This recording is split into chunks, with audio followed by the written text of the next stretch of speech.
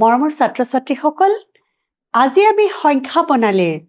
7 number খণ্ডলৈ আগবাঢ়িছোঁ। আমি 6 নম্বৰ খণ্ডত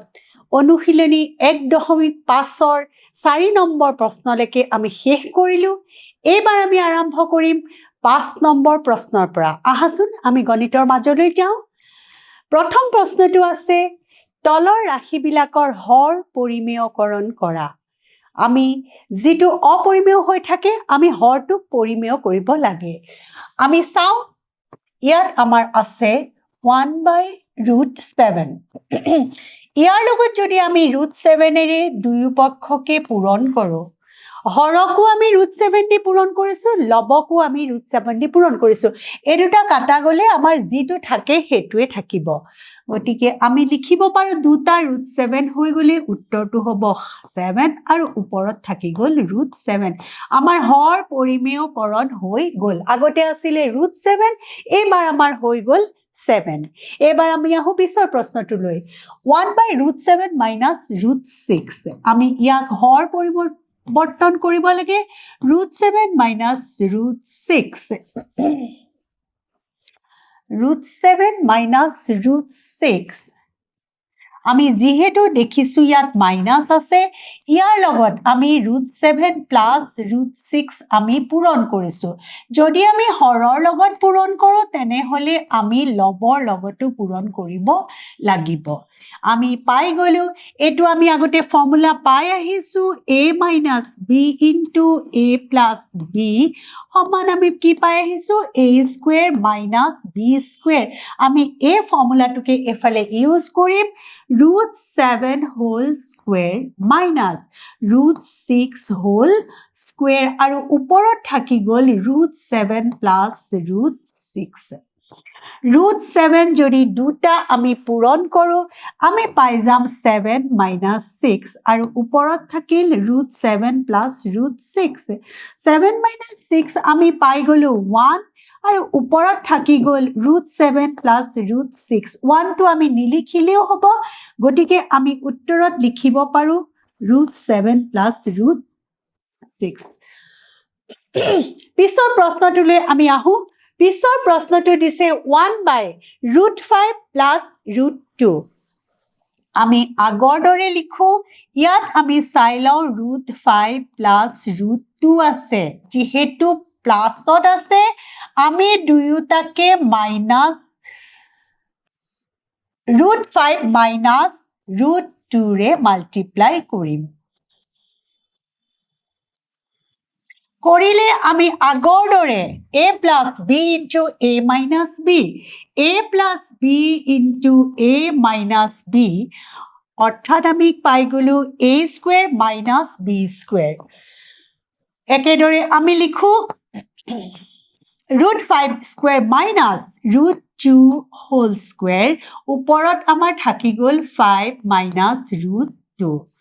√5 যেতিয়া আমি দুটা পূৰণ কৰোঁ ই হৈ পৰিব 5 মাইনাছ 2 আৰু ওপৰত আমাৰ থাকি যাব √5 মাইনাছ √2। 5 মাইনাছ 2 কৰিলে আমাৰ হৈ গ'ল 3 আৰু ওপৰত থাকি যাব √5 মাইনাছ √2। এইটোৱে আমাৰ আগতে আছিলে, এইটো হৰ অপৰিমেয়, এতিয়া হৈ গ'লগৈ ই পৰিমেয় সংখ্যা। হৰ পৰিমেয়কৰণ কৰা হৈ গ'ল। এইবাৰ আহোঁ আমি পিছৰ প্ৰশ্নটোলৈ। পিছৰ প্ৰশ্নটো দিছে 1/√7 মাইনাছ 2। আমি কৰোঁ 1/√7 মাইনাছ 2। ইয়াক যিহেতু আমি √7 প্লাছ 2ৰে আমি দুইফালে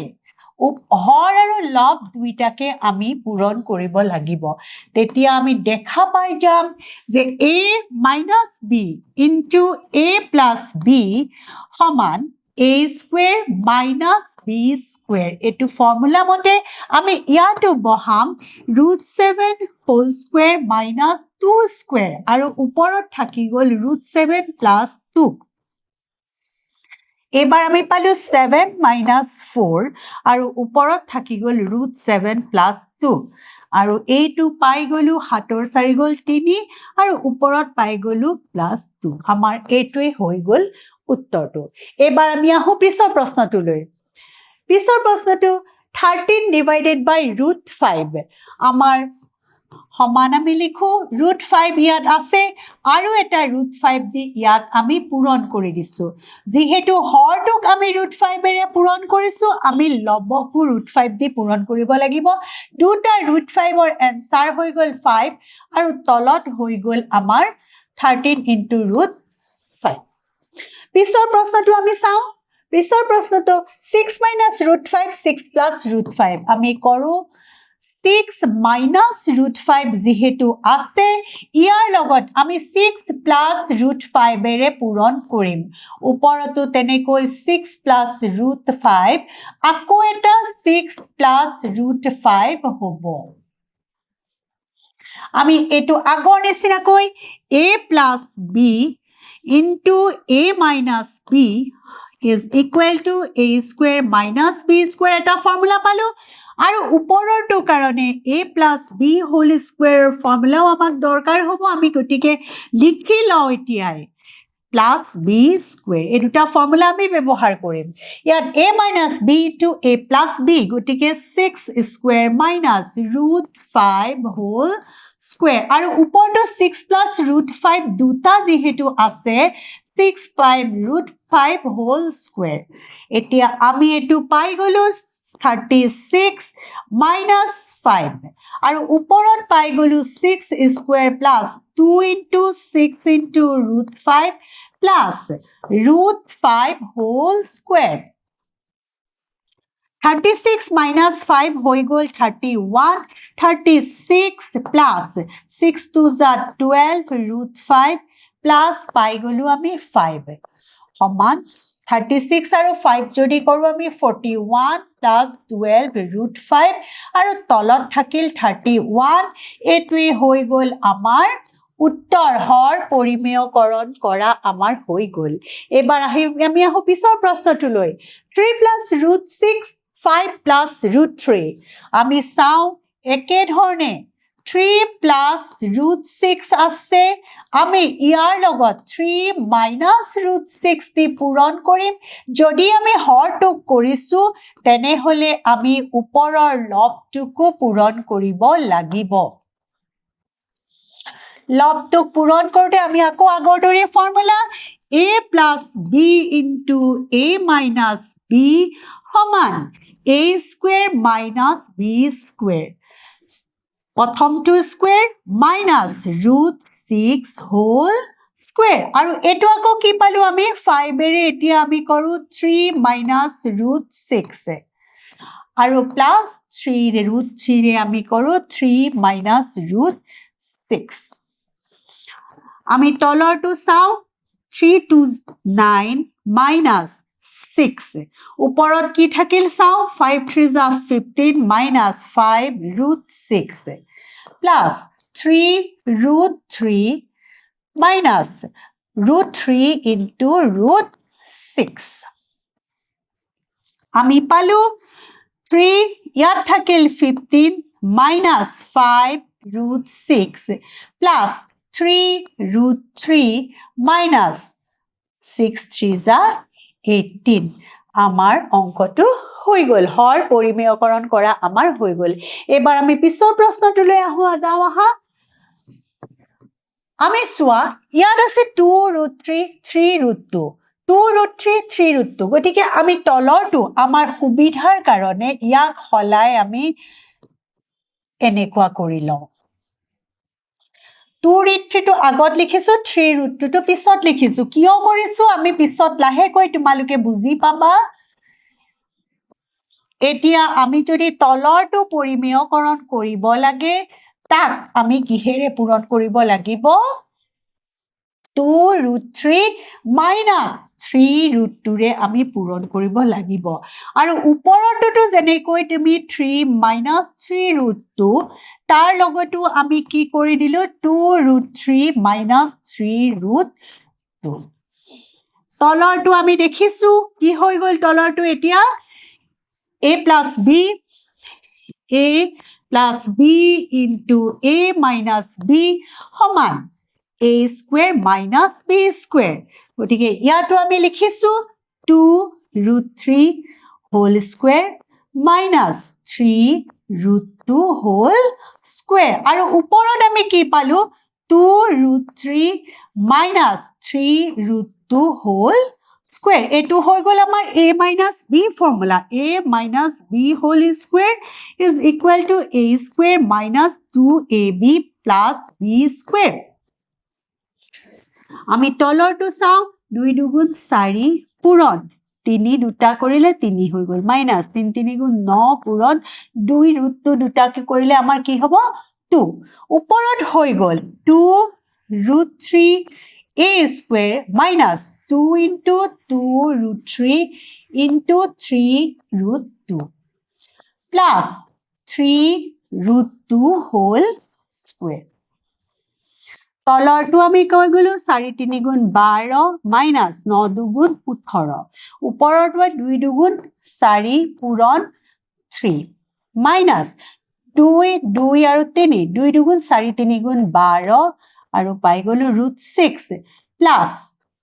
3 3 গুণ 9 আৰু এটো হৈ গ'ল 2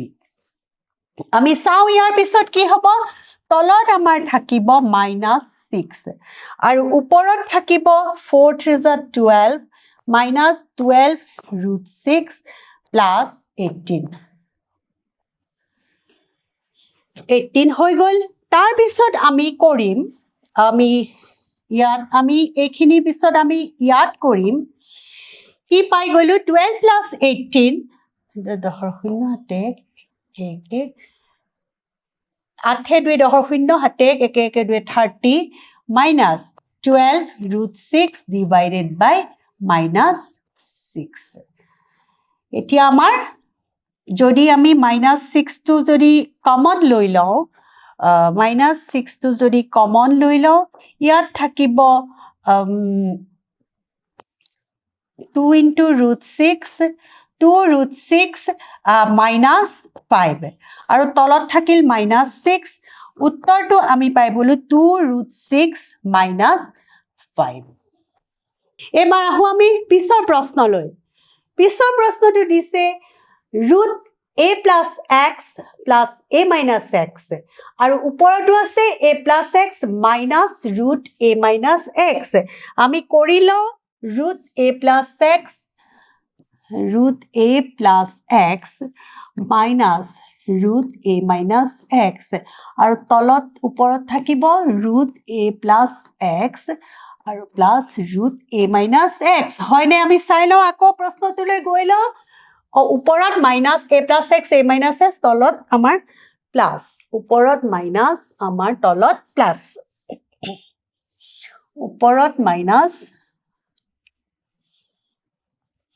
ওপৰত মাইনাস আছে তলত আছে plus a plus x plus a minus x a plus x plus a minus x a plus x minus a minus x এতিয়া আমি কৰি যাও ইয়াক তলৰটো আমি এটুক ধৰো a এটুক ধৰো b গটিকে a plus b আছে আমি তাৰ লগত a minus b এটা পূৰণ কৰিম তুলৈছো এটো a plus b হৈ গল ইফালে a plus x minus √a minus x তেনেদৰে আমি ওপৰটো কৰিব লাগিব √a plus x minus √a minus x আছে আমাৰ এটো আছে আমি আকৌ কি পূৰণ কৰি দিব লাগিব a plus x minus √a minus x দুটা হৈ গ'ল আমাৰ a plus b into a minus b a plus b into a minus b সমান আমি কি পাইছিলো a square minus b square আমি এটো ই ব্যৱহাৰ কৰিম ইয়াত a মানে আমি ধৰিছিলো a2 আৰু b মানে ধৰিছিলো a2 a plus b into a minus b ইয়াত আমি লিখিম a plus x whole square a square minus √a minus x whole square a square minus b square আৰু ওপৰটো দেখিছো দুইটা একে গটিকে আমি লিখি দিম a plus x minus a minus x whole square এতিয়া এটো আমি ফৰ্মুলা লিখিম a minus b whole square সমান আমি কি লিখিম a square minus 2ab plus b square আমি এইবিলাক ফৰ্মুলা আমি জানোৱে এতিয়া আমাৰ কাম হ'ল আমি ইয়াক অংকত ব্যৱহাৰ কৰিব লাগে এতিয়া আমি চাও এটু আমি লিখি দিছো এটু যেহেতু ইয়াত ৰুট ওভাৰ আছে ইয়াত স্কয়াৰ আছে গটিকে ই থাকি গল a + x মাইনাস এটু থাকি গল a - x ওপৰত আমি চাও প্ৰথমটো square a + x whole square minus 2 root over a plus x into root over a minus x আৰু কি থাকিলে আমাৰ পিছৰটো plus root over a minus x whole square আমি তলৰটো কৰো এতিয়া a plus x minus a plus x আৰু ওপৰৰটো এটো square এৰি গল গটিকে a plus x থাকি গল minus 2 a plus x into a minus x গটিকে কি হ'ব root over a square minus x square আৰু এটো হৈ যাব আমাৰ a minus x এতিয়া আমি চাও কি হ'ব a কটা গল ইয়াত আমি ওপৰত কি থাকিল a আৰু x ও আমাৰ কটা গল দুটা a থাকিল 2a minus 2 ওপৰত থাকিল a square minus x square আৰু তলত আমাৰ কি থাকিল 2x আমি যদি 2 টো কমন লৈ লও আমি 2 টো ওপৰৰ পৰা কমন লৈ গলে আমাৰ a minus root over a square minus x square divided by তলত থাকি গল 2x 2 cancel গল গটিকে আমি উত্তৰটো কি লিখিম ইয়াৰে a minus root over a square minus x square আমাৰ হৰ পৰিমেয়কৰণ হৈ গল পিছৰ প্ৰশ্নটোলৈ আমি এতিয়া আহো পিছৰ প্ৰশ্নটো আছে x equal to 1 plus root 2 তেন্তে দেখুৱা যে x minus 1 by x whole cube equal to 8 আমি নতুনকৈ কৰি লও আমাক দিয়া আছে x is equal to 1 plus আৰু আমি উলিয়াব লাগে x minus 1 by x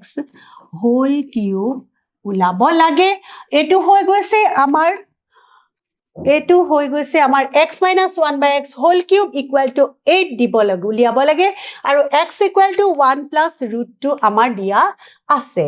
ইয়াৰ আমি এটো যদি ধৰি লও আমি লেফট হ্যান্ড সাইড তেতিয়া আমি ৰাইট হ্যান্ড সাইডত আমি কি উলিয়াব লাগে ৰাইট হ্যান্ড সাইডত আমাৰ আছে এটো উলাব লাগে আমি এখিনি পিছত আমি উলাম এতিয়া আমি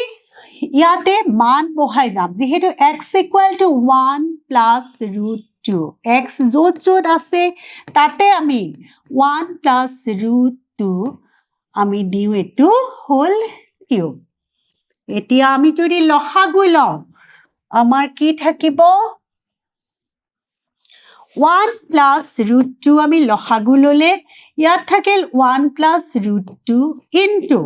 1 plus root 2 আৰু এফালে থাক এটো মাইনাস হৈছে এটো মাইনাস আমাৰ এটো আহিব মাইনাস 1 আৰু গুটেখিনি আমি কিহত লিখিম ওপৰত থাকিল আমাৰ কিউব সমান